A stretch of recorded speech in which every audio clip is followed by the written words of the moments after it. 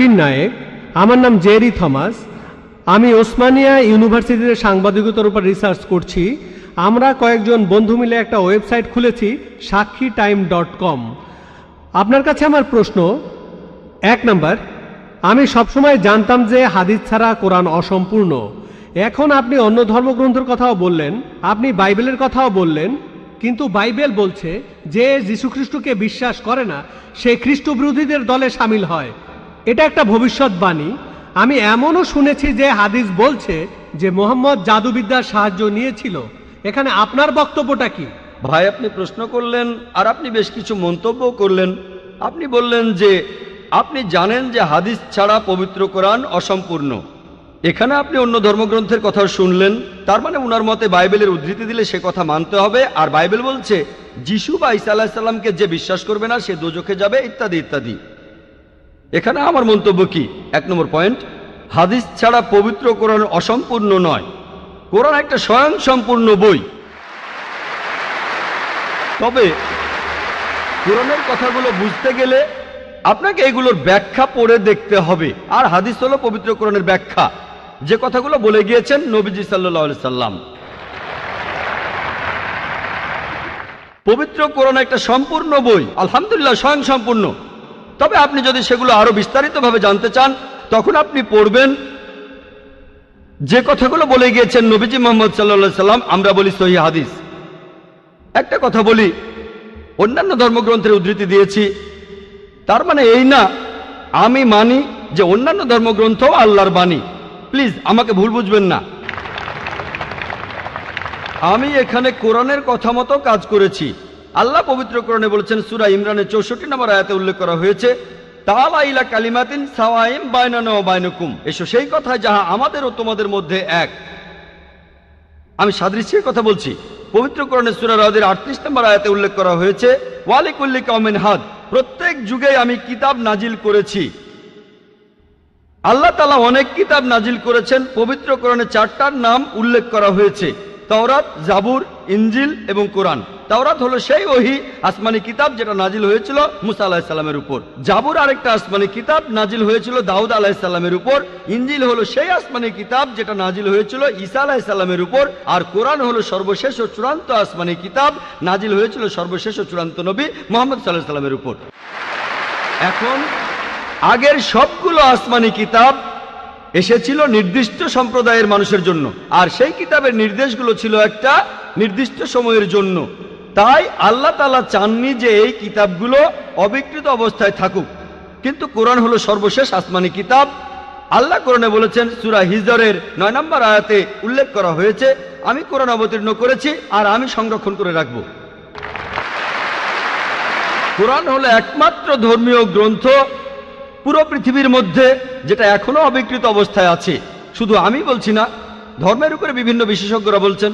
তাদের একজন উইলিয়াম মুর, তিনি ইসলামের বিরুদ্ধে তীব্র সমালোচনা করতেন। তিনি খ্রিস্টান ছিলেন। 200 বছর আগে তিনি বলেছিলেন, আর কোনো ধর্মীয় গ্রন্থ নেই, আর কোনো ধর্মীয় গ্রন্থ নেই যেটা এখনো অবিকৃত অবস্থায় আছে 1200 বছরের বেশি সময় ধরে। এখন বলল 1400 বছরেরও বেশি। এই কোরআনের মতো তিনি খ্রিস্টান ছিলেন, ইসলাম ধর্মের তীব্র সমালোচক ছিলেন। তিনি সত্যি কথাটা স্বীকার করেছেন, কোরআন অবিকৃত অবস্থায় আছে। কিন্তু অন্যান্য সব ধর্মগ্রন্থ সেগুলোর কথা বদলে গেছে, এমনকি বাইবেলও। আমি বাইবেলকে আল্লাহ তাআলার বাণী বলে মানি না। আমরা মুসলিমরা বিশ্বাস করি সেই ওহীতে যেটা দেওয়া হয়েছিল ঈসা আলাইহিস সালামকে, ইনজিল। কিন্তু এখন আমরা যে বাইবেলটা দেখি, এই বইটা একটা মিশ্রণ। এখানে আল্লাহর বাণী থাকতে পারে, কোরআনের সাথে মিললে আমিও আপত্তি না করে মেনে নেব এটা আল্লাহর বাণী। এছাড়াও নবীদের বলা কথা আছে, এখানে ঐতিহাসিকদের বলা কথাও আছে। দুঃখের সাথে জানাচ্ছি, বাইবেলে পর্নোগ্রাফিও আছে। আমি উদ্ধৃতি দিতে পারবো না, আমি পারবো না। বাইবেলে আছে অনেক পরস্পর বিরোধী কথা, বৈজ্ঞানিক ভুল, গাণিতিক ভুল, সেগুলোর কথা এখানে বলছি না। আমি বিতর্ক করেছিলাম ডক্টর উইলিয়াম ক্যাম্বেলের সাথে। তিনি ইসলামের বিরুদ্ধে একটা বই লিখেছিলেন, Quran and Bible in the light of history and science. বলেছিলেন কোরআনে 30টা বৈজ্ঞানিক ভুল আছে। আমি আমেরিকায় গিয়েছিলাম। আমেরিকায় আমরা বিতর্ক করেছিলাম 2000 সালের 1 এপ্রিল, আর টপিক ছিল Quran and Bible in the light of science. তার সব অভিযোগের উত্তর আমি দিয়েছিলাম। তারপর আমি যখন বাইবেলের 38টা ভুলের কথা বললাম, তিনি সেগুলোর উত্তর দিতে পারেননি। পবিত্র কোরআনের সূরা বাকারার ৭৯ নম্বর আয়াতে উল্লেখ করা হয়েছে, فويل للذين يكتبون الكتاب بأيديهم ثم يقولون هذا من عند الله ليشتروا به ثمنا قليلا فويل لهم مما كتبت أيديهم ويل لهم مما يكسبون। দুর্ভোগ তাদের যারা নিজ হাতে কিতাব রচনা করে আর বলে এটা আল্লাহর ওহী। সমূল্য পাওয়ার জন্য তারা এই কথা বলে, যা লিখেছে সেজন্য শাস্তি তাদের, যা উপার্জন করেছে সেজন্য শাস্তি তাদের। তাই বর্তমানের বাইবেল, হয়তো জানেন এই বাইবেল শব্দটা এটা বাইবেলের মধ্যে কোথাও নেই। এটা এসেছে গ্রিক শব্দ বিবলস থেকে, অর্থাৎ অনেক বই মিলে একটা বই। আর বিশেষজ্ঞরা এখন বলেন এই বাইবেল লিখেছে অনেকজন লেখক, আমি বলছি না, খ্রিস্টান বিশেষজ্ঞরা। তাই বর্তমানের বাইবেলকে আমি আল্লাহর বাণী বলে মনে করি না। একইভাবে যদি জিজ্ঞেস করেন আমি বেদকে আল্লাহর বাণী বলে মনে করি কিনা, বৌদ্ধ ধর্মগ্রন্থগুলোকে আল্লাহর বাণী বলে মনে করি কিনা, পার্সি ধর্মগ্রন্থগুলোকে আল্লাহর বাণী বলে মানি কিনা, আমি এখন বলবো হতে পারে আল্লাহর বাণী, নাও হতে পারে আল্লাহর বাণী। আল্লাহ সুবহানাহু ওয়া তাআলা অনেক ওহী নাজিল করেছেন, অনেক কিতাব, কোরআনে 4টার নাম উল্লেখ আছে, তবে এছাড়াও আছে যেমন সুফে ইব্রাহিম, এরকম অনেক আছে। আমি এখানে বলবো হতে পারে হিন্দু ধর্মগ্রন্থ হতে পারে আল্লাহর বাণী, হতে পারে বৌদ্ধ ধর্মগ্রন্থ সেগুলো আল্লাহর বাণী, তারপর পার্সি ধর্মগ্রন্থ আল্লাহর বাণী হতে পারে, কিন্তু আসমানি কিতাব হলেও সেগুলো নির্দিষ্ট জাতি আর নির্দিষ্ট সময়ের জন্য। এখন আপনি মানবেন সর্বশেষ ও চূড়ান্ত কিতাব, সেটা হলো পবিত্র কোরআন। তাহলে প্রত্যেক মানুষই, হোক তার দেশ ইন্ডিয়ায়, আমেরিকাতে, কানাডায়, ইংল্যান্ডে, সিঙ্গাপুরে, সৌদি আরবে, প্রত্যেক মানুষই সর্বশেষ ও চূড়ান্ত ওহী মানবে, অর্থাৎ পবিত্র কোরআন আর সর্বশেষ নবী মুহাম্মদ সাল্লাল্লাহু আলাইহি সাল্লামকে মেনে চলবে।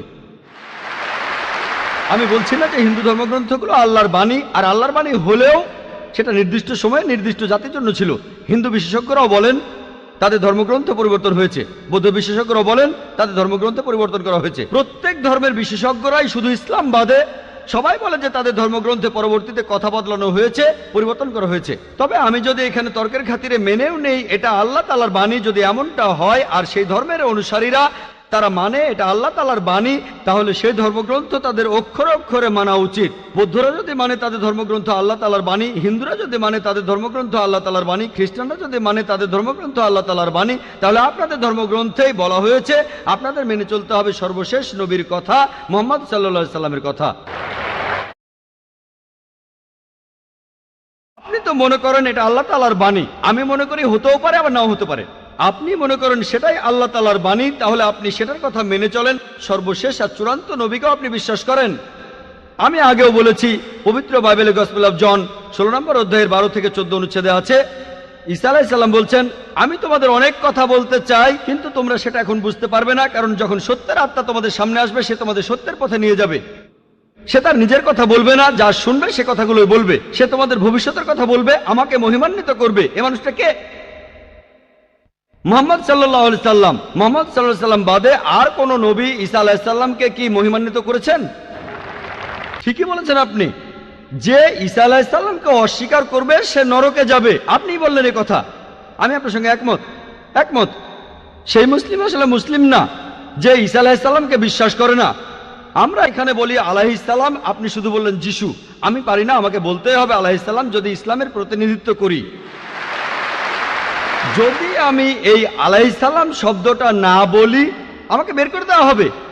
অনভিজ্ঞ লোক এটা করতে পারে, আমাকে বলতেই হবে আলাইহিস সালাম।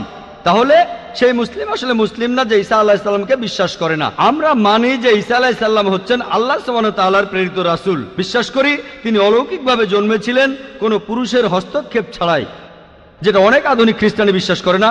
আমরা মানি যে তিনি আল্লাহর আদেশে মৃত মানুষকে জীবিত করেছিলেন। আমরা মানি যে তিনি আল্লাহর আদেশে জন্মান্ধ কুষ্ঠরোগীদের সুস্থ করেছিলেন। মুসলিম আর খ্রিস্টানরা এখানে এক। তবে আমি জানি আপনি কি বোঝাচ্ছেন। আপনি যখন বললেন যীশু খ্রিস্টকে বিশ্বাস করা, তার মানে কি বুঝিয়েছেন? যে তিনি ঈশ্বর, তাই না? ওনার মাইক্রোফোনটা অন করেন। যিশুকে বিশ্বাস করা বলতে কি বোঝাচ্ছেন? নবী হিসেবে বিশ্বাস করা? যিশুর এই কথাটা বিশ্বাস করি, আমি সত্য আর জীবনের একমাত্র পথ। এ কথার মানে কি? এর মানে যীশু খ্রিস্ট হলেন ঈশ্বর। ভাই এবারে বাইবেলের উদ্ধৃতি দিলেন, জনে আছে এই কথাটা। আমি আপনাকে রেফারেন্সটা বলছি, রেফারেন্সটা আমি বলছি, সমস্যা নেই। রেফারেন্সটা কি? জনের 14 নম্বর অধ্যায়। আপনিই বললেন। অনুচ্ছেদ? আমাকে বাইবেল দেখে বলতে হবে। জনের 14 অধ্যায়ের 16 অনুচ্ছেদ। ঠিক 16 আছে? নম্বর না, 6 নম্বর অনুচ্ছেদ, 16 নম্বর না। সরি মিস্টার নায়েক, আমাকে বাইবেল শেখানো লাগবে না। আমরা আপনার ভুল ব্যাখ্যাগুলো শুনে আমাদের ওয়েবসাইটে সেটার উত্তর দেব। ভালো কথা ভাই, আপনি উদ্ধৃতি দিচ্ছেন, আপনার ব্যাগে তো বাইবেল আছে তাই না? ব্যাগ থেকে বাইবেলটা বের করে দেখেন, এটা গসপেল অফ জনের 14 নম্বর অধ্যায় 6 নম্বর অনুচ্ছেদ 16 নম্বর না।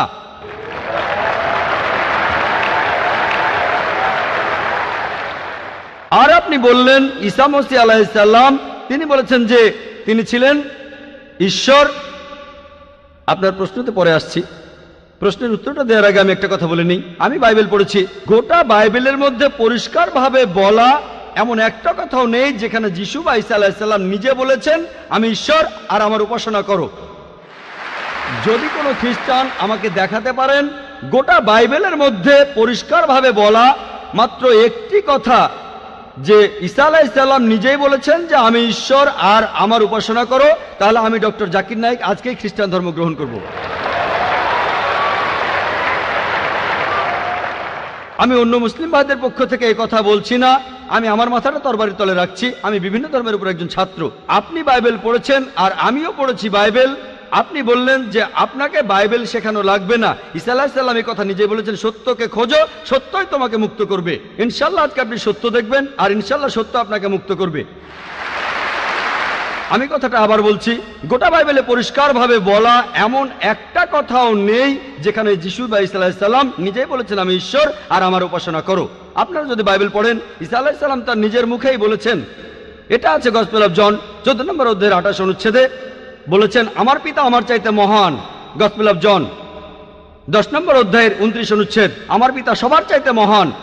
গসপেল অফ ম্যাথিউ 12 নম্বর অধ্যায়ের 28 অনুচ্ছেদ আমি ঈশ্বরের আত্মার সাহায্যে শয়তানকে তাড়িয়ে দেই। গসপেল অফ লুক 11 নম্বর অধ্যায়ের 20 অনুচ্ছেদ আমি ঈশ্বরের আঙ্গুলের সাহায্যে শয়তানকে তাড়িয়ে দেই। গসপেল অফ জন 5 নম্বর অধ্যায়ের 30 অনুচ্ছেদ আমি আমার নিজের থেকে কিছুই করতে পারি না, আমি এখানে বিচার করি আর আমার বিচার সঠিক, কারণ আমি আমার ইচ্ছায় কাজ করি না, আমার পিতার ইচ্ছায় কাজ করি। যদি কেউ বলে সে আল্লাহর ইচ্ছা মতো কাজ করে সে একজন মুসলিম। ঈসা আলাইহিস সালাম একজন মুসলিম, তিনি নিজেকে ঈশ্বর বলেননি। বুক অব অ্যাক্টসে পরিষ্কার বলা আছে 2 নম্বর অধ্যায়ের 22 অনুচ্ছেদ বলা হয়েছে হে ইসরায়েলের সন্তানেরা একথা শোনো, নাজারেত শহরের যিশু ঈশ্বর প্রেরিত একজন পুরুষ তোমাদের মাঝে, সে অনেক অলৌকিক কাজ করবে, সেগুলো তাকে ঈশ্বর করাবেন, তোমরা তার সাক্ষী থাকবে। ঈশ্বর প্রেরিত একজন পুরুষ তোমাদের মাঝে, সে অনেক অলৌকিক কাজ করে দেখাবে, ঈশ্বর তাকে দিয়ে করাবেন আর তোমরা তার সাক্ষী থাকবে। তাই বাইবেল স্পষ্ট করে বলছে যে ঈসা আলাইহিস সালাম ছিলেন একজন মানুষ, তিনি আল্লাহ তাআলার প্রেরিত একজন রাসূল, কিন্তু আল্লাহ নন। গোটা বাইবেলের মধ্যে পরিষ্কারভাবে এমন একটা কথাও নেই যেখানে ঈসা আলাইহিস সালাম নিজেই বলেছেন যে আমি ঈশ্বর আমার উপাসনা করো। আপনি একটা উদ্ধৃতি দিয়ে সেটা প্রমাণ করতে চাইলেন যে গসপেল অফ জন 14 নম্বর অধ্যায়ের 6 অনুচ্ছেদে বলা হয়েছে যিশু বা ঈসা আলাইহিস সালাম নিজেই বলেছেন আমি সত্য আর জীবনের একমাত্র পথ, আমাকে ছাড়া আমার পিতার কাছে কেউ যেতে পারবে না। এখানে প্রসঙ্গ ছাড়া উদ্ধৃতি দিচ্ছেন। লোকজন পবিত্র কোরআনের আয়াত নিয়ে প্রসঙ্গ ছাড়া উদ্ধৃতি দেয় দুর্নাম করতে। একইভাবে খ্রিস্টান মিশনারিরা বাইবেলের প্রসঙ্গ ছাড়া উদ্ধৃতি দেয়। আপনাকে একটা সত্য কথা বলি, আপনার বাইবেলটা খোলেন, যদি সন্দেহ থাকে বাইবেলটা খোলেন, প্রসঙ্গ জানতে 1 নম্বর অনুচ্ছেদটা পড়েন। গসপেল অফ জন 14 নম্বর অধ্যায়ের 1 অনুচ্ছেদ বলছে যে তোমরা ভয় পাচ্ছ কেন? যিশু বা ঈসা আলাইহিস সালাম বলছেন যদি তোমরা ঈশ্বরকে বিশ্বাস করো তাহলে আমাকে বিশ্বাস করো। আমার পিতার রাজ্যে অনেক প্রাসাদ আছে, আমি সেখানে গিয়ে তোমাদের জন্য জায়গা তৈরি করব। আমি যখন যাব আমি তখন বলবো। শিষ্যরা বলল আপনি কোথায় যাবেন? তোমরা জানো না আমি কোথায় যাব? তারা বলল না। তখন শিষ্যরা বলল যে আমাদের পথ দেখান, আপনি যেখানে যাবেন। তখন যিশু বা ঈসা আলাইহিস সালাম বললেন আমি সত্য আর জীবনের একমাত্র পথ। শিষ্যরা তখন বলল ঈসা আলাইহিস সালামকে যে আমাদের সেই পথ দেখান। ঈসা আলাইহিস সালাম তখন বললেন আমি সত্য আর জীবনের একমাত্র পথ, আমাকে ছাড়া আমার পিতার কাছে কেউ যেতে পারবে না। আমরা মানি যে নবীগণ যখন এসেছিলেন প্রত্যেক নবী ছিলেন সত্য আর জীবনের দেখানো পথ, সেই নবীদের ছাড়া কোনো মানুষই আল্লাহর কাছে যেতে পারতো না। আর যীশু খ্রিস্টের সময়ে আমি বাইবেলের কথা মানছি, যিশু বা ঈসা আলাইহিস সালাম তিনিই ছিলেন সত্য আর জীবনের একমাত্র পথ। যীশু খ্রিস্টের শিক্ষা ছাড়া কোনো মানুষই তখন আল্লাহর কাছে যেতে পারতো না। মুসা নবীর সময়ে তিনি ছিলেন সত্য আর জীবনের পথ। মুসা আলাইহিস সালামের শিক্ষা ছাড়া কোনো মানুষই আল্লাহর কাছে যেতে পারতো না। এখন দেখেন ঈসা আলাইহিস সালাম নিজেই বলেছেন আমি তোমাদের অনেক কথা বলতে চাই, শিষ্যদের বলছেন, এটা আছে গসপেল অফ জন 16 নম্বর অধ্যায়ের 12 থেকে 14 অনুচ্ছেদে। আমি তোমাদের অনেক কথা বলতে চাই, কিন্তু তোমরা সেগুলো এখন বুঝবে না, কারণ যখন সেই সত্যের আত্মা আসবে সে তোমাদের সত্যের পথে নিয়ে যাবে। সে তার নিজের কথা বলবে না, যা শুনবে সে কথাই বলবে। সে তোমাদের ভবিষ্যতের কথা বলবে, আমাকে মহিমান্বিত করবে। আর এখন দেখবেন, ভালো করেই দেখবেন যে নবীজি মুহাম্মদ সাল্লাল্লাহু আলাইহি সাল্লাম তিনি সত্য আর জীবনের একমাত্র পথ। মুহাম্মদ সাল্লাল্লাহু আলাইহি সাল্লাম যা শিখিয়েছেন সেগুলো ছাড়া কেউ আল্লাহর কাছে যেতে পারবে না। আর মুহাম্মদ সাল্লাল্লাহু আলাইহি সাল্লাম ছিলেন সর্বশেষ আর চূড়ান্ত নবী। এখনকার দিনে দেখবেন, হোক সেই লোক বাস করছে আমেরিকায়, কানাডায়, ইংল্যান্ডে, ইন্ডিয়ায়, সৌদি আরবে, পৃথিবীর যেখানেই থাকুক, এখনকার দিনে সবার জন্য মুহাম্মদ সাল্লাল্লাহু আলাইহি সাল্লাম তিনি হলেন পথ, সত্য আর জীবনের। মুহাম্মদ সাল্লাল্লাহু আলাইহি সাল্লাম যা শিখিয়েছেন সেগুলো ছাড়া কেউ আল্লাহর কাছে যেতে পারবে না। আর প্রায় সব ধর্মগ্রন্থ এরকম কথা বলছে, এমনকি বাইবেলও। আশা করি আপনি সত্যটা জানতে পেরেছেন। আর